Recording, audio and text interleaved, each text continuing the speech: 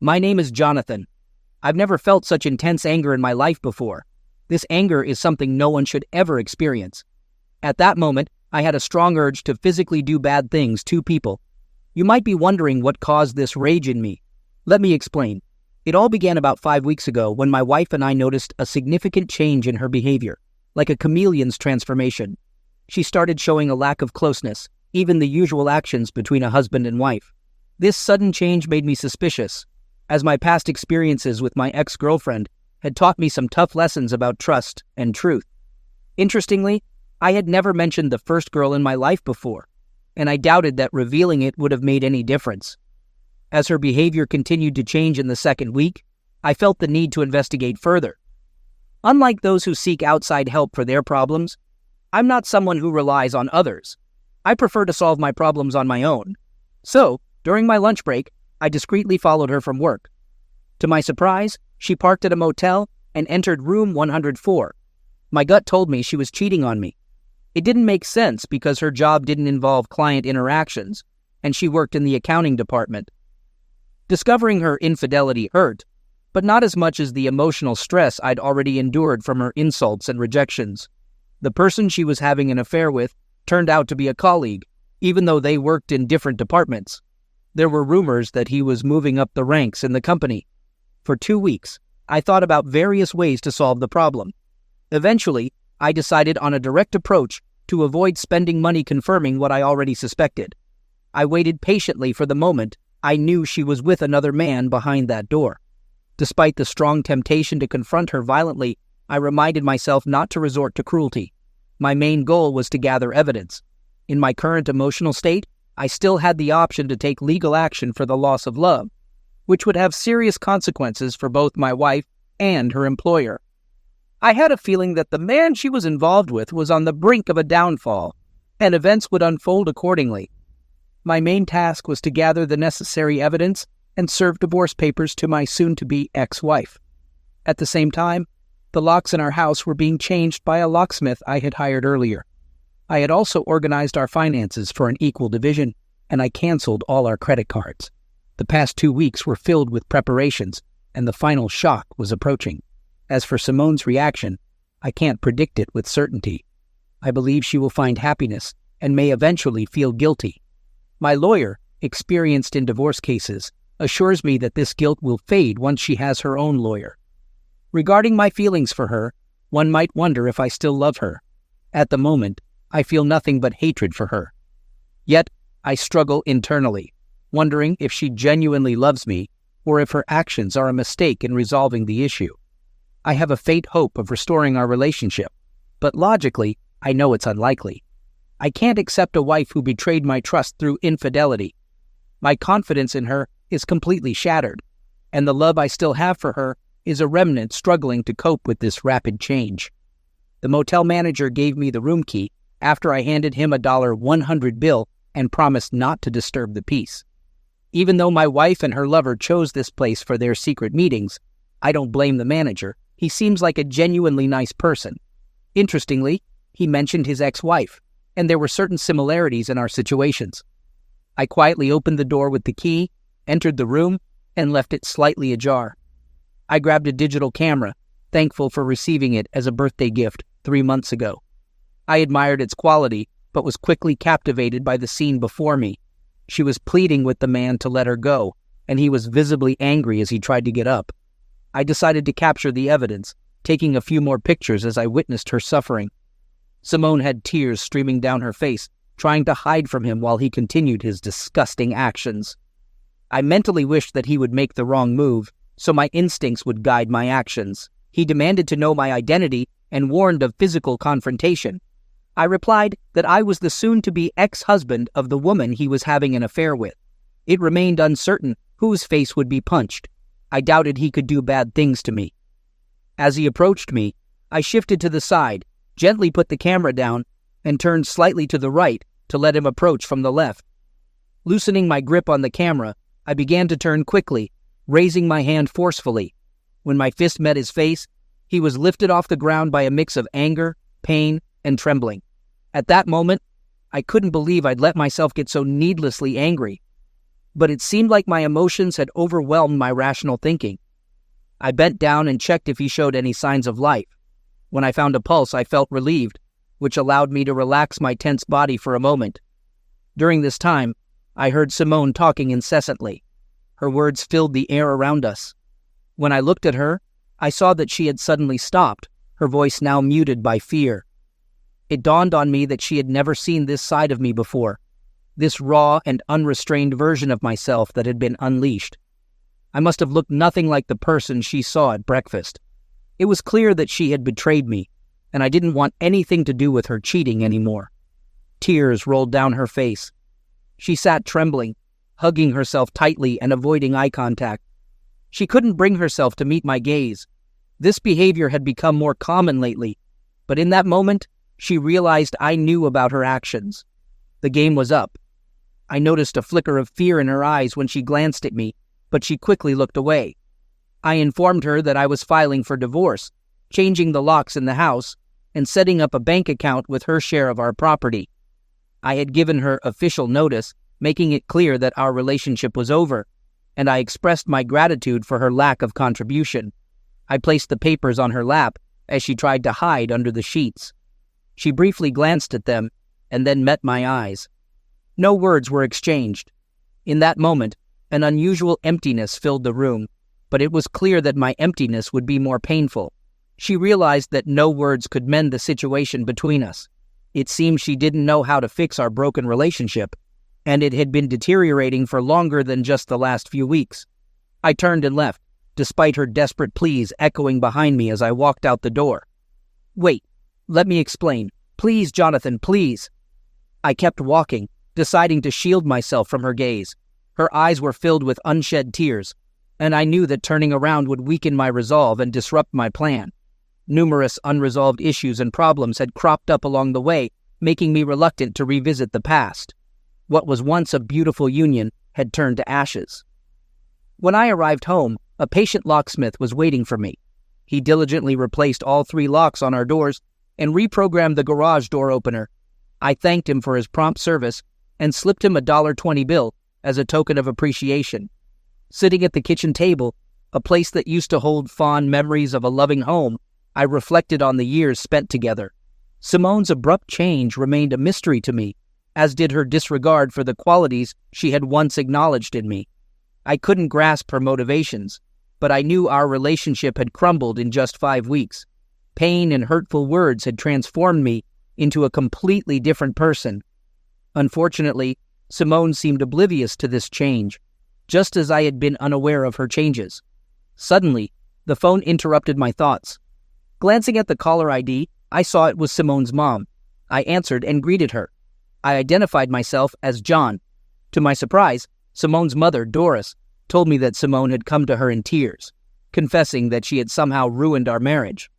"Curious," I responded. I explained to Doris that the situation was a bit complicated, and Simone would need to explain what happened today. I mentioned that I found her in a motel room and served her with divorce papers. Doris expressed her confusion and said she didn't understand what was happening between us. I conveyed my genuine sorrow to Doris, telling her that I cared a great deal about her and Sam, and that this situation was undoubtedly tough for all of us.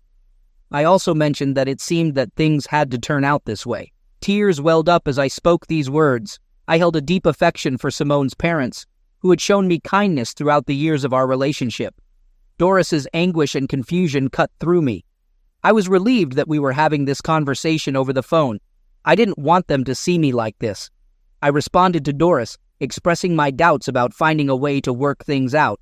I continued by emphasizing to Doris that this was a serious issue, a really serious one. The gravity of the situation was causing a rift, and the silence on the other end of the phone suggested that Doris was having a hard time processing this distressing information.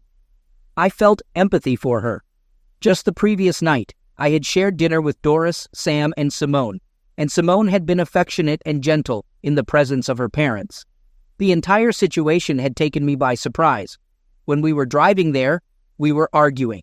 On the way back home, I encountered a distant attitude from John, which wasn't surprising. During the time we spent with Doris and Sam, we portrayed ourselves as the perfect couple to spare Sam from the pain caused by our issues. In hindsight, I should have somehow warned them before taking the steps I did. Sam's health was already fragile due to years of hard work and smoking, which had taken a toll on him. Although Doris was in good health, she was constantly worried about Sam. I deeply regret not letting them know about our troubled situation. A few days later, I received a call from Simone's father, who explained that he needed to discuss something important about his daughter's troubled relationship. He mentioned that Simone had confided in her mother the previous night, and he had been present during their conversation. He asked if we could arrange a meeting to discuss what she had gone through. Due to my strong affection for Simone's parents, I readily agreed to the meeting. During our conversation, Simone's father shared the details of her conversation with her mother and relayed it to me. He expressed his regrets for me serving her with divorce papers and requested that Simone provide more details about what had transpired. He felt that simply stating that I found her in a motel room wasn't sufficient. He wanted to understand why she was there and who she was with. Simone began explaining, saying that our relationship had deteriorated compared to when we first got married, primarily due to my overwhelming workload with numerous projects. She had discussed this issue with her mother, who believed that my hard work would eventually lead to a well-deserved promotion. Simone continued, revealing that there was more to the story at her workplace. Greg, a colleague, had discovered a few mistakes she made in the employee records. While these weren't major errors, they were significant enough to jeopardize her chances of a promotion, a salary increase, and hinder her advancement in the company. Exploiting the situation, Greg essentially blackmailed her into having a closeness encounter with him, despite her reluctance. She decided to take that step to avoid the consequences of her mistake. This was a result of our ongoing relationship difficulties and lack of closeness over the last 6 months. Simone also explained that it was only after that first encounter with Greg that she realized her eagerness to experience what others had already enjoyed. I had been her only partner, and she'd never been with anyone else. She detailed the first closeness moment with Greg, which took place in his office during a lunch break. Everyone else had left, and she stayed behind. Greg surprised her with a small bottle of her favorite wine, along with cheese and crackers. She noted that typically, lunch breaks lasted an hour, and everyone would go to nearby restaurants or street vendors for food. However, she preferred a quick snack from a food cart and going to the park, and surprisingly, no one noticed their absence. Simone shared that Greg turned out to be much kinder than her initial impression of him as a stern blackmailer. This meeting marked a turning point for me, causing me to let go of my preconceived notions about him. Although I knew it was morally wrong, I found myself desiring more of those forbidden moments. While I still loved my husband, Greg treated me in a way that made me feel like his possession, and with him, I shed my inhibitions and became a completely different person. By the end of lunch, I was engaging in things with Greg that I hadn't even considered with my husband. We barely wrapped things up before others returned. As I left his office, my anger towards him had somewhat dissipated. That day, with the taste of him on my lips, I couldn't shake the thought of our next encounter. This thought came unexpectedly. Recognizing my desire for Greg, he also desired more than just a one-time encounter. The next day, Greg approached me to discuss it, and we had another closeness moment in his office. During that encounter, I noticed that Greg spoke negatively about Jonathan. These subtle insults continued for the following 2 weeks when we were together, and Greg even suggested that Jonathan might be unfaithful. Given the situation in our personal life at home, it didn't take me long to adopt Greg's negative view of Jonathan. In the weeks that followed, I noticed myself starting to criticize and belittle Jonathan in front of everyone, except for you and Dad. Deep down, I was afraid that you both would catch on to my behavior, so I tried to keep up the appearance of a devoted and loving wife when you and your father were around. But as time passed and our meetings at the motel became more frequent, my relationship with Jonathan deteriorated, while my relationship with Greg transformed from a simple closeness affair into a full-blown romance. Greg suggested continuing our meetings at the motel as a temporary solution until we found a better option. He explained that his wife was becoming suspicious, possibly because someone at work mentioned how often we were seen together. Even though we worked in different departments, there was no talk of parting from our spouses. Our meetings were purely for physical closeness. Looking back, I failed to recognize the love, respect, and understanding that Jonathan offered me. I chose a relationship based on attraction and desire over the emotional connection I had with my husband. I surrendered myself to Greg without much resistance. Jonathan always treated me with respect, never taking anything without my full consent. Greg, on the other hand, had no emotional attachment to me, allowing him to take control freely. He had a compartment where he satisfied his desires, and his wife provided emotional support. I took Greg's negative comments about Jonathan seriously, which led me to prefer an exciting, closeness relationship with Greg over nurturing an emotional connection with my husband. Looking back, I realized that 10 weeks ago, I made the gravest mistake of my life, and sadly, it's no longer possible to undo it. When Jonathan entered the room on that fateful day, I was shocked and tried to hide desperately. I pleaded with Greg to stop, but when Greg finally stepped back and left the bed, I looked into Jonathan's eyes and saw a complete stranger in him. His behavior was tense and unusual. Without saying a word, Jonathan began taking pictures of us, and Greg, muttering something unintelligible, carelessly placed the digital camera on the nearby table. I was completely shocked by what happened next. Greg, consumed by anger, aggressively attacked Jonathan. But moments later, I saw Greg thrown into the air and collapsing on his back. I met Jonathan's eyes, and shame overwhelmed me, making it impossible to maintain eye contact. I tried to shield myself from the situation, covering myself with a sheet in an attempt to hide. At that moment, Jonathan used hurtful words, calling me corrupt, and casually placed several folded papers on the bed. In the midst of all this chaos, I heard that I had been served with divorce papers. My eyes remained fixed on the sheets, and I couldn't grasp that my husband's anger would soon be directed at me. Fear and humiliation coursed through my veins, making me tremble and feel vulnerable. Filled with shame and regret, Jonathan abruptly turned and headed for the exit, clutching the camera he took from the table. Desperately, I tried to reach out to him, but I was in tears. Although I don't recall the exact words, I felt that everything I said sounded empty. After this unpleasant encounter, I took a long shower, completely ignoring Greg's well-being. At that moment, it didn't matter to me whether he was alive or not. Soon, the motel manager peered into the room and said that Jonathan had purchased a key from him. The manager's disdainful look made me feel like I was beneath him. He spoke about how he found his wife with another man, much like my situation with Jonathan, and that was the main reason he gave Jonathan the key. He didn't need to explain it directly. I understood everything. I had made a colossal mistake. I foolishly lost the most precious thing in my life because I got carried away by a fleeting affair, believing it was something extraordinary. The next day, I went to work, and 3 men were waiting for me in my office. The president, the HR manager, and what I assumed was the company's lawyer. They wanted to avoid legal problems, so they offered me a settlement and let me go. It was an unpleasant situation, but at least it was over. Greg and I no longer communicated after that. It became clear that our relationship was built on deception and manipulation. I learned a tough lesson and vowed never to let anyone take advantage of me like that again.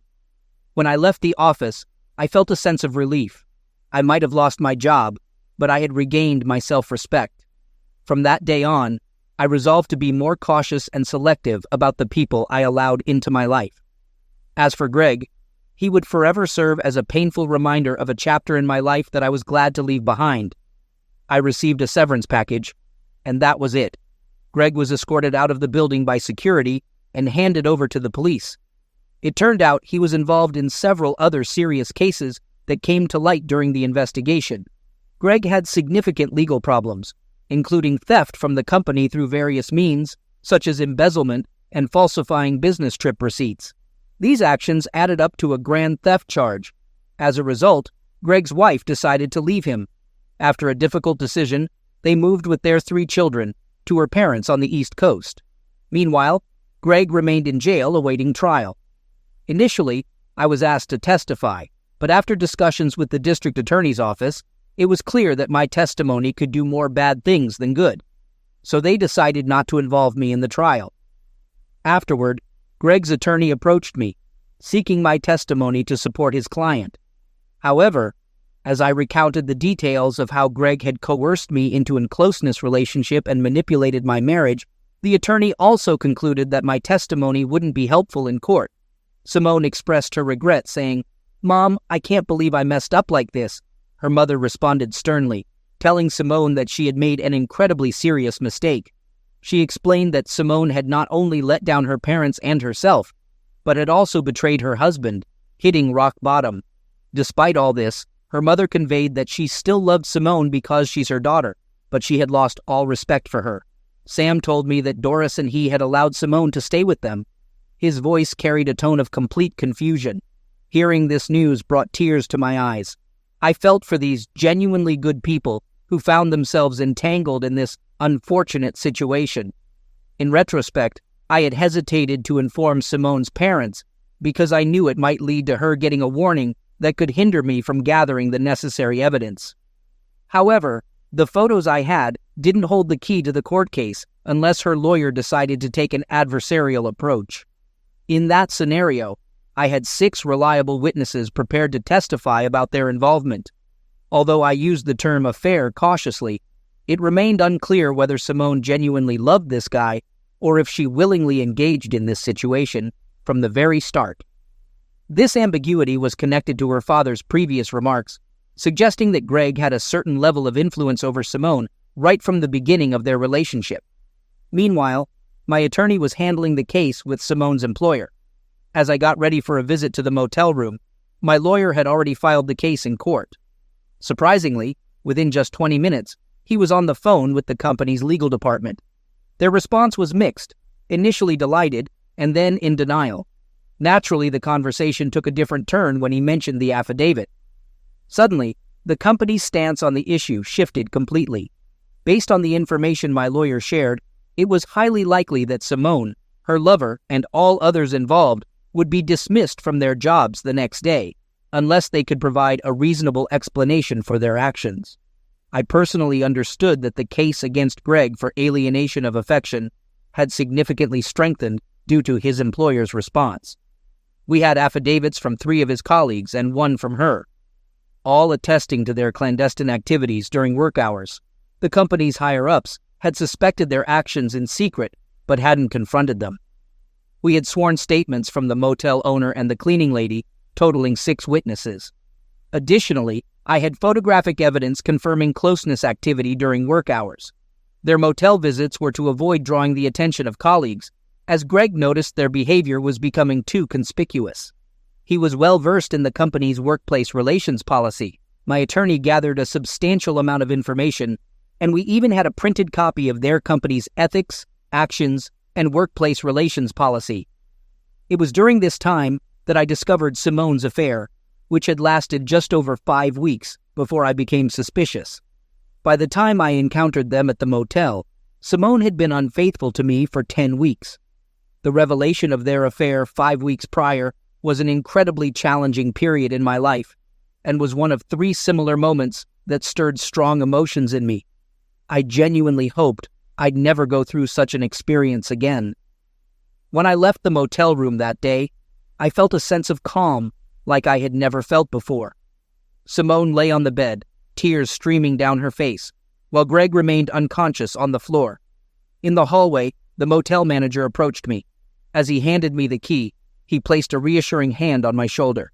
"It's tough now, but it will get better. Take time to rediscover yourself, and eventually you'll find someone new," he comforted me. "Everything will be okay." He didn't sugarcoat it, acknowledging that the healing process would be painful and depend on the depth of my love and care for her.